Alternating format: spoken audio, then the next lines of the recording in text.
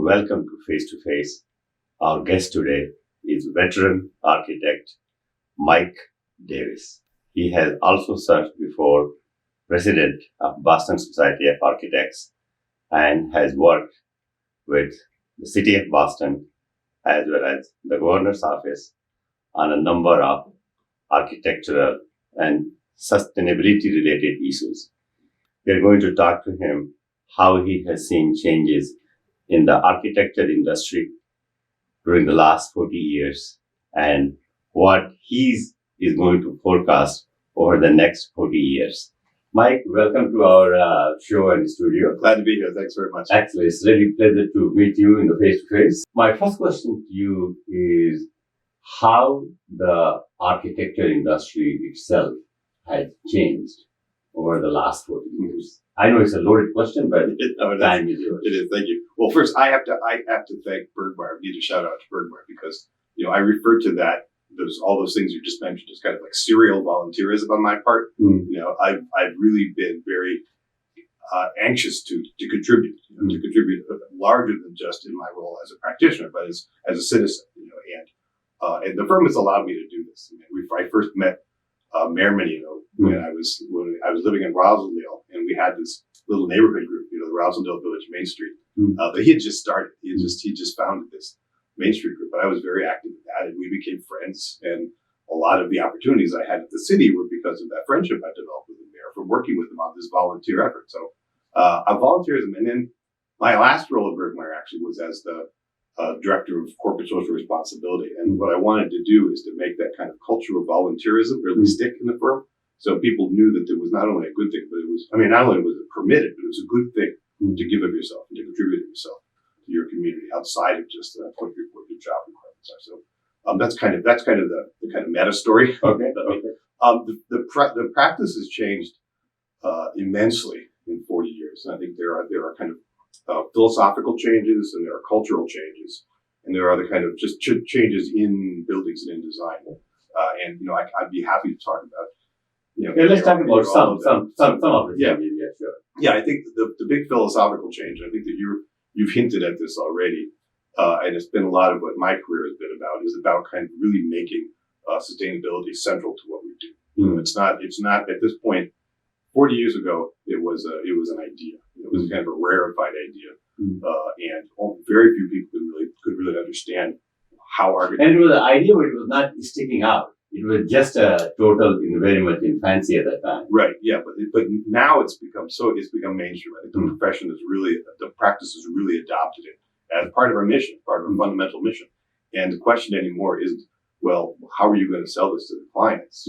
Because they're not all interested. The issue is, how is your practice going to become more sustainable across all your projects and all your client types? So it's not an option anymore. It's not like an added service. It's not a specialty. It's just central to what we do, how we view what we do, because architecture is unarguably connected to the environment, connected to the world, and a lot of the energy that we use, a lot of the resources we use in the 21st century world go with the buildings, and so we have this obligation to design in a way that kind of supports, that minimizes the downside and supports the contribution that architecture can make to the environment. Landscape architecture is now a really, really incredibly important profession, especially in cities. We're calling it landscape urbanism now. It's not about the garden in a house or a park. It's about the streetscape and the buildings themselves and the open space, and how they're all integrated and become much more important. If you look at the Seaport District, for one, the newest neighborhood, there are parks all over. There's landscaping, and there's streetscaping, and there's plantings in places, and it's just more integrated, more important now. I think landscapers are not. It's less of a specialized expertise, and now really it's just part of design, part of what we do. Materials, architecture, buildings in general have become much more complex. They're very complicated, much more complex and more sophisticated. The mechanical systems are more sophisticated. The building envelopes are more sophisticated. Buildings perform. 40 years ago, we didn't talk about how a building performed. It created space, and you rented the space, and that was it. Now it's got to perform. Partly because of the regulatory environment, the building code, partly because this is the expectation now. So they're expensive, complicated things, and if you really want to get your money's worth, they need to function at a very high level. So so they become very complicated. I think one of the issues that we have with the materials now is not just you mentioned as net zero carbon, and one of the questions we have now is the kind of embodied carbon of materials. Like when you construct a building, you use materials and processes that already have produced a lot of carbon emissions. So it's not just about the carbon emissions once you turn the building on, but the carbon emissions go into the materials. So, I think one of the things that we're seeing, for example, is heavy timber. Kind of timber structures becoming more mainstream, more widely used, even in commercial applications, because we know that concrete and steel are much more carbon intensive, and wood is a very much less carbon intensive material. So what about, if you can also talk with your experience about the cost factor? So how cost is important in order to reach that goal of net zero, make the building look good, efficient, and how the developers or investors are receptive to this cost, and how hard the architects are pushing for it. If the conversation is limited to the cost of construction and the cost of and the revenue created by the building, then you're going to have a hard time persuading anybody to do extraordinary work like that. So you have to really expand the definition of cost. You have to talk about the kind of the environmental, the external costs, the externalities, and the carbon cost. So if you talk about the cost in holistic terms, meaning both the developers gains and benefits, but also the kind of the public gains and benefits, then it's a more productive and more engaging conversation, because you can't. It's going to be on a cost basis, on a kind of a simple accounting basis. It's higher performing buildings are going to be more expensive. They just they are. Are the developers open to this? Some of them are. A lot of them are. I think the development community that actually sees their place in the legacy of the city and understands their contribution to the history of the city and making Austin a livable community, those developers do. Yeah. Now, I wanted to also talk to you about some public policies or public issues, especially since you worked with at that time dynamic mayor Menino. Yes. I think he was one of the first mayor to take initiative about green design and that one. So how that worked out and how important that was in the city of Austin? Well, we started out. I said the mayor was a friend of mine, and I knew some people at City Hall, and we were trying to talk about what our position is, what the city's position is going to be around green building. Green building was the term we used at the time, about sustainable design, and it was we put a task force together, and we found a nonprofit that would fund us, and we set about saying, what are the things that what are the tools that we have at our disposal that we could actually make a difference. And the one that I thought was the most important, and the one we spent a little bit of time on, was a zoning ordinance. We said, let's write. What if we wrote a zoning ordinance, Article 37, the Boston Green Building Code, and got it passed? We got it passed by the city council, and then the way we set it up was that it was part of the Article 80 review process, and that a major development project had to actually go through a sustainability review. And the standard we used was LEED certifiable. And that got us in a little bit of trouble with the green building community, because they said, well, it's not really green if it's certifiable. But what we understood was that if you required the municipality to be able to assess, it's not like you're going to send this to the U.S. Green Building Council. The municipality has to understand and be able to assess the quality of the green building by themselves and make it part of their own regulatory process. So we started to see the whole regulatory conversation at City Hall shift because of that. So when you started here in Boston, did other cities from around the country came to Boston and find out? Yes. Well, we did some peer-to-peer. We went to Seattle, I think was fairly progressive at the time, and there was another city that was talking about doing the same kinds of things. But then once we got this passed, then we had people from all over the country come to say, how did you guys get this done? What is it? Is it working or not? And we heard, of course, which we hear at every time when we try to push the needle like this, is some members of the development community saying, you're going to kill us. You're going to drive development out of the city of Boston. This is going to kill us. We're never going to build in the city again. And look where we are now. And what we did in the seaport, the whole new city was right. Look where we are now. Exactly. So now talking about the city, I have to talk to you about also the Boston City Hall. This is one project which has been very controversial. And I think if you do a survey, you'll find more people do not like City Hall, Boston, Plaza. Yeah. So what is your take as an architect on that building? Well, it is one of my favorite buildings in the city. Really? It really is. Knowing all the public opinion about I really do like it. Yeah, because I think it's it was a brave project. I mean, at the time, you'll remember at the time that Boston was not in a good place, and they said we need to invest in a government plaza, a city hall plaza, and we need this new building. And they went out for a competition, an open design competition. And the firm that won it was a local firm, started Coleman McKinley Woods, a local firm, and it was a very brave, very forward-looking it's kind of an exercise in modernism, kind of purist modernism. And part of the idea was to celebrate the fact that there were a lot of people working here, a lot of offices, all those little cells and buildings are all places where people are working. And they also wanted to kind of flip the idea of municipal building, on its head and change it entirely. So it didn't look like a courthouse. It wasn't a neoclassical building, but it had a different kind of language that was unique. And it actually helped. It helped promote the city, saying, "Look, we have this unique, progressive architectural landmark that is our new city hall." And it helped put the city back on the map in some ways. And also the location was just next to Federal Hall, which is another historic building. Yeah. And, okay. I mean, I understand the phrase brutalism. How people say it's cold and it's not inviting and it's complicated, but I don't see it that way. I think it's brave and progressive and forward-looking.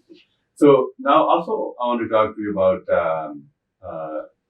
you were president of Boston Society of Architects. Yeah. Which year was that? 2013. 2013. And so talk a little bit about yourself being an architect and heading a Boston architectural firm and being the president of BSA. What is the role of BSA overall in the industry? How important it is, or how the role of such organization has changed? Well, I saw the BSA has an advocacy function. I mean, it's a 501c. Yeah, it's a nonprofit. Yeah, but it's a nonprofit that is allowed to lobby. And some nonprofits are not allowed to lobby. Okay. But this one is. And it's a trade association, basically. And as at the time, as we're starting to think about, the Boston Green Building Zoning Ordinance was in the late 2000s. And by the time we get to 2013, we really started to understand the connection between architecture and the built environment. And we started to realize the potential that you have in public policy to influence what architecture does. And so I really leaned into the BSA's function in advocacy, in public advocacy. I mean, the thing that was on the screen back then was the Building Energy Use Reporting and Disclosure Ordinance, the Bedrow Ordinance. Which the city was also pretty new to, and it was an ordinance that would require buildings to actually report on how much energy they actually used, and they could use this to see where the buildings that were non-conforming are as they actually perform, not when they're just designed, but when they're actually operating. And the Building Energy Use and Disclosure Ordinance was a real game changer, because now we've got some real knowledge in the city's part about where the energy efficient buildings are and where the buildings indeed work are. And so we were, the BSA at the time we were really pro regulation, and we would have to go into these sessions, these negotiating sessions, and people say, no, we are for regulation, and we think these regulations are good and important, and we think we can design to these standards. So now the city is also, like many other cities around the country, are struggling with the office market down, so many buildings, sitting empty or half empty in downtowns. And I think Mayor Wu is making some efforts to convert them into, giving some incentives to convert them into multifamily or things like that. How do you think, how feasible is that, and how that concept? Yeah. or it depends on building to building? It's a hard one. It's a hard one. I mean, the housing building has a kind of a dimension to it. It's a 60-foot block. So you can have 2 corridors and then 2 units inside the windows. You can maximize the window ratio. And big office buildings are not designed. Big office buildings are large volumes. Even the old industrial buildings that we've done. In my career, I've done some conversions of industrial buildings into housing. Sometimes the dimension is just not good. And so it doesn't really work universally. I mean, I'm sure there are some. I'm assuming there are some buildings where the conversion is easy, but a lot of them it's not going to be easy. Okay, now, so in the last 40 years, how you have seen the Boston's architectural of buildings evolve has come, what changes you have noticed as an architect in Boston? Well, I'm happy to say that we're getting braver about design in Boston. I mean, I think this is something that's still changing year to year to year. I think that the new buildings and some of the universities are building, DU and Northeastern and Harvard, are very, very progressive, very forward-looking buildings. And I think this is still relatively new here. I mean, being an older historic city, I mean, we're so invested in the brick and the historic styles, and which is important. It certainly is important, but you go to Rome, you go to Paris, and they've got more history than we do, and they're braver about their modern architecture than we are. So I think they're more secure in their historical roots than Boston was. So I think that's changing. I think we're starting to see new waves of new styles and new language coming into the built environment, which are great, exciting. I love it. And what about suburbs? Like, if you just walk from here to 128, and you see Waltham on all these, the sky, the glass buildings everywhere that's just popping up. Yeah. So how the suburban architecture is also changing? Well, I don't get out into the suburbs all that much, but I think that the model is that we're starting to see this kind of network of little cities, kind of mini cities. I mean, I did a project for the AIA recently. We're doing a service grant, and we went out to Petaluma, California. The idea was they wanted to say, we want to be a 15-minute city, which is this great idea where you get these little decentralized nodes of kind of small urban activity where you can live and you can work, and you can buy groceries, and you can go out to dinner, and all within a shorter walking distance from your home. And I think that's the trend, not just for Boston, but I think for the city. So when you say the 15-minute city, by walking or by driving? Well, by the metric is by walking or by biking, but the idea is you don't need a car. You don't need to get in your car to go. Like in a lot of urban neighborhoods, we experience that now in Boston, but out in the kind of outer suburbs, it's just not the case. So I think that sign, we can imagine these little kind of mini urban centers sprouting up all around the greater Boston area. And I think we're going to get more. It'll be more equitable for people. They won't have to get in their car and drive to downtown for everything. Now, when we talk about architecture, and of course because of the growth, in these, in North America or Europe or even the developed part of Asia like Japan and South Korea, and I think do the architects like AIA and all think about what is happening to architecture in Africa, or what is happening to architecture in South Asia or South America or Latin America, and how the AIA or the other architecture can play a role in doing something in those countries as far as design is concerned. Yeah, well, they have to. We have to. I think enough of us have. Many of us have to. Most of us have to. And if you want to put it in terms of, I mean, the climate crisis has 2 dimensions really.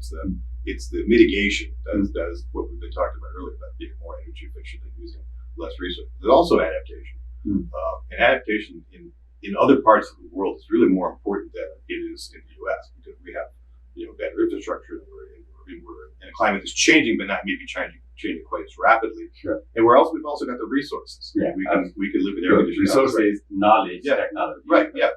But in other places in the world, the changes are going to be more dramatic, and people aren't as resourced as we are, and the response is going to have to be different. We can't say I'm not going to go to Africa and help and have my African nation understand how to respond to climate change, but we can certainly talk with the architect and say, well, how do you think, how are you responding to climate change? What can we do to help? How can we learn from what you're doing? It's maybe spread the knowledge around. So it needs to be a global a global premise. Now, so what do you envision if you fast forward from 40 years from now? Yeah.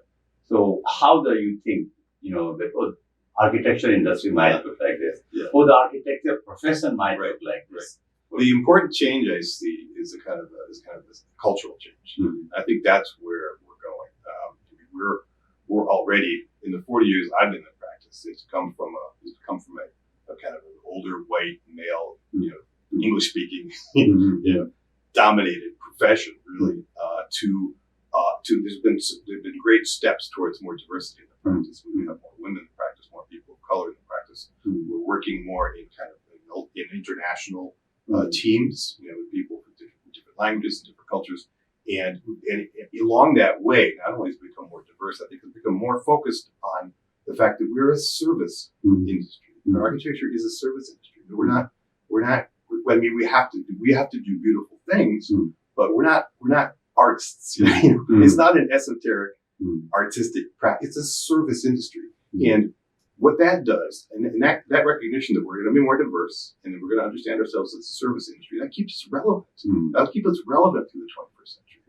And it'll attract the people to the practices that we need, and it'll attract the kind of clients to the practice that we need. So we can become of greater benefit to society. And we have to become of greater benefit to society to survive, to be relevant. So I think that's something else that I think that the practice is just coming to understand. And I think that's going to be a major change. Excellent. So now, after all the serious talks, I think I want to have some fun with you. This has been fun. Okay. So I want to ask you some questions. Sure. I have not prepared you, told you this, but I thought it would be a surprise. So I'll ask you a question and you just, whatever comes to your mind. Okay. So the architects who are planning to retire today or in the next couple of years, what is one message you give it to them? Oh, if you haven't been thinking about this for 10 years already, then it's too late. You can't just show up in a year and say, I'm going to retire. This is something you got to, and it's for the benefit, for the good of your organization. You need to say, how am I going to work? Who's going to take over for me? And how am I going to make this transition happen? It's the firm is your project. The firm is the most important. The succession is very important and many times. It's hugely important. Yeah. So, and what would be your message to a college graduate, who had just come out of the college and fascinated by the architecture industry, but very hesitant. Should I go? Should I not go? So what will be your to a younger aspiring professional of architecture? Try it. Jump in. I mean, you can't, when young people need to be able to take, that's when you want to take the most chances when you're young. You want to do things that it might not work. You want to try things that might not be for you. And that's where you're still learning. So try it. I think that the what's assuring is that it used to be the entry level positions in architecture were fairly menial. When I started, you were picking up red marks on a set of construction documents for years, and that's not the case anymore. The entry level jobs in design in general, not just architecture, and the technology has changed. Yeah, that's why the entry level positions are now really important. There's a lot more responsibility in entry level. So you're closer to doing the kind of work you wanted to do in school on day one now because you have the skills with the best technology. So it's different. And I know architect, you have to work with developers no matter what, or investors. What is your one advice to developers? I think that you need to find, when you're looking for a design firm, you need to find alignment on your values. You need to say, these are my values. You need to talk to another firm, not about, well, their projects are important too, obviously, the financials are important too, but you say, what do you guys believe in? Tell us about your values, your system of values. Because I just want to work with people that share values with me. This is a very unique concept you were mentioning. I'm glad you were, because I hear all the time, oh, this is my vision, this is the design I want, this is what my budget is. You guys figured it out, but you are completely changing the dynamics of the question. Absolutely. That the values are so important. Yes. Okay. Now your last word. Okay. Oh, before I come to your last word, you also guys deal a lot with general contractors. And this is how the building is created. So the developer is one part. Again, what will be your advice to general contractors? You got to be. You have to be team players at all times. You really need to be a team player. I mean, it's the goal. We need to have alignment on goals. What is the objectives of the project? What's a win-win-win look like? And how do we just stay on that? So I think that, I mean, their skill sets are different than our skill sets, or different than the owner's skill sets. We need all these skill sets to work, to work closely together to get the project done. And I think, so consequently, you also need architects that are going to say, tell me what you think we should do here. I mean, you're the construction professionals. I'm open to ideas from you because you're the construction professional. I'm the design professional. But we need to work at that level together. Now, your last word. Okay. Anything you want to say to our I want to go back to the beginning and give props to Bergmeyer for something else this time, because what we have got, we are past being an architecture firm. We're now, for a while it was architecture interiors, and now we're kind of past that. We're past that dichotomy. Now we're a design collaborative. And I think this is also something that the industry is going to understand and going to learn from, because, we have interior designers, we have graphic designers, we have brand strategists, we have strategic thinkers, and we have architects. We just put us all together in a collaborative environment where we really can, get the best of each other. And also the hierarchy kind of goes away. I mean, I remember a lot of my other my architect contemporary friends, they would say, "But you guys let interior designers manage projects?" Or, well, if they can, if it's an interior project, then why not? And so those lines are really actively kind of blurring the lines between the design disciplines and putting us all together and positioning us as a different kind of organization. And I think the rest of the profession is going to go there too. So, this is the first time I'm hearing about this design collaborative concept. Is it picking up? Are other firms are adopting this concept, or you guys were the leader? Well, we weren't looking at another firm saying we want to be like that. We figured this out for ourselves. I think in retrospect, it's kind of a very old, it's like a Bauhaus kind of thing. I mean, we all know about the Bauhaus, right? I mean, they design furniture, they did stage sets, they did calligraphy. I mean, they could design anything pretty much. And I think it's a little, on the one hand, it's a little pretentious. It's kind of an old point of view for an architect to say, well, I could design anything. But, but in fact, if you do surround yourself with people that have a giant diversity of design talents, then you can do more. Excellent. Mike, thank you so much for your time. I really enjoyed chatting with you. That was fun. Thank you very much. Excellent. And all the best. And I know that you are planning to travel around the world. I am. We are. We just got back from Provence and Morocco. And our next trip is probably going to be Istanbul and Croatia. And then we've got Singapore and Kyoto on the list. So, we got a lot of world to see. Excellent. Thank you so much.